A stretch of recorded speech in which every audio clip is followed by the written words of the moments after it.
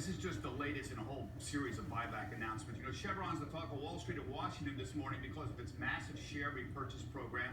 $75 billion announced last night. Now, they increased the dividend 6.3% as well and announced the $75 billion buyback. With a market cap of $346 billion, a $75 billion buyback, that's about 20% of the shares outstanding. That is a lot of shares to buy back if it's fully implemented. Buybacks have become an important part of returning shareholder profits. Last year, about $980 billion was spent on buybacks for companies in the S&P 500. About $560 billion was spent on dividends. So you see a lot more buybacks than dividend these days. Why? Wall Street loves buybacks for two reasons. It provides immediate gratification because the company is buying shares on the open market and everyone can see that. And the buyback can be adjusted down if the cash flow declines. Dividends, by contrast, are much stickier. But there's a big problem with buybacks. They are supposed to reduce the share count to improve earnings per share. But in many instances, there is no share count reduction because the companies issue new shares as options to executives and also issue more shares for M&A activity. Some companies really do reduce their share count. Some oil companies, for example, like Marathon Petroleum and Marathon Oil, look at the share count reduction. This is the third quarter last year. They were big buyback monsters, along with some of the big financials last year were very active reducing share count. AIG, Wells Fargo, Morgan Stanley, for example, have also been actively reducing their share count. The one thing I would emphasize to everyone, last year Wall Street spent $1 trillion to buy back stock, and the overall share count didn't go down. Mike, we talked about this many times. Even counting Amazon, Tesla share splits, they keep increasing the share count on the other side. So it's a gigantic merry-go-round, a hamster wheel, essentially. And that certainly is due for criticism. I've been saying it for many, many years. That's the big problem I've got with this. Yeah, filling and draining the tub at the same time. Exactly. Don't go anywhere, Bob. We want to turn to our Kayla Tausche in Washington looking at the D.C. response to all of this. Hey, Kayla. Hey, Carl. Well, the White House sees the Chevron buyback in particular as further proof that these oil companies aren't using their capital to increase production or lower prices further for consumers, again calling on them to do just that. A White House spokesman saying for a company that claimed not too long ago that it was, quote, working hard to increase oil production, handing out $75 billion to executives and wealthy shareholders, sure is an odd way to show it.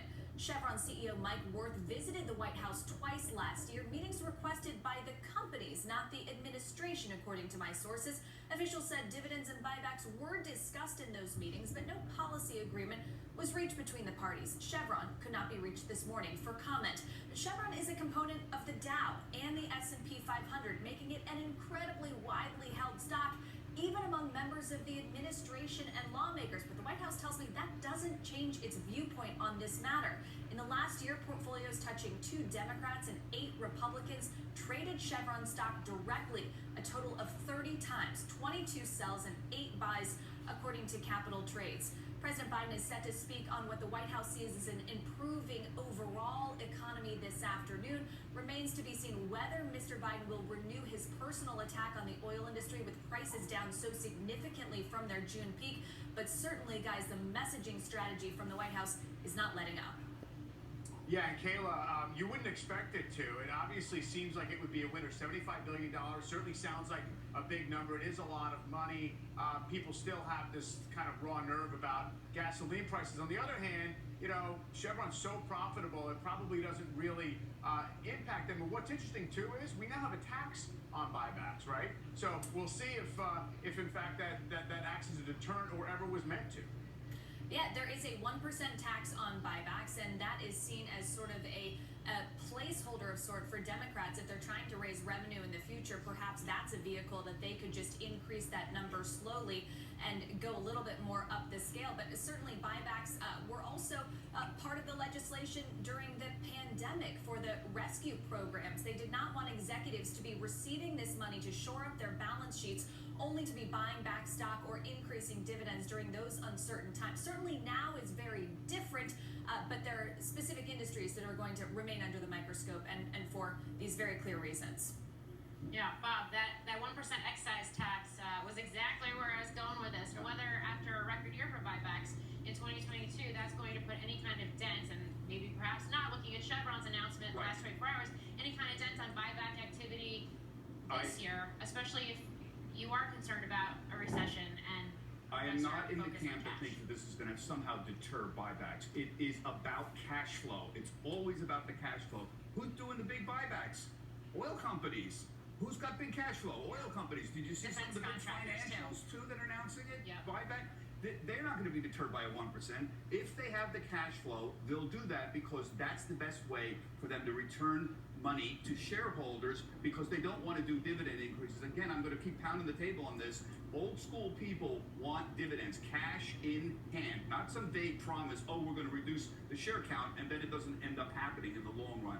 That's what I'd like to see, more pressure from shareholders for dividends and not just buying back Although stock. the historic critique of buybacks, Mike, has been if you're buying back stock, you literally have no ideas of what else to do with your cash. Right. Well, or there's so much to go around, and I think that's the case with Chevron. It's not as if do we buy back this much stock or do we invest an equivalent amount in new drilling and in capital expenditures. There is enough to go around. The cash flow at Chevron last year was triple what it was 6 years ago. So it's not as if it's an either or. I also do think there's no magic for your stock price. The heavy buyback stocks have not necessarily consistently outperformed. They've just soaked up the share issuance and essentially become compensation to employees by other means. Many are not reducing the share count. That's the bottom line. If you can't get the EPS up because of what is the purpose of it, you're in the hamster wheel giving money options out to executives and doing M&A activity. So I'm not against M&A activity. I'm just saying let's find another way to distribute the profits from companies that have great cash flow. A better way is dividends. All right. Well, we're going to leave the conversation there. Thank you to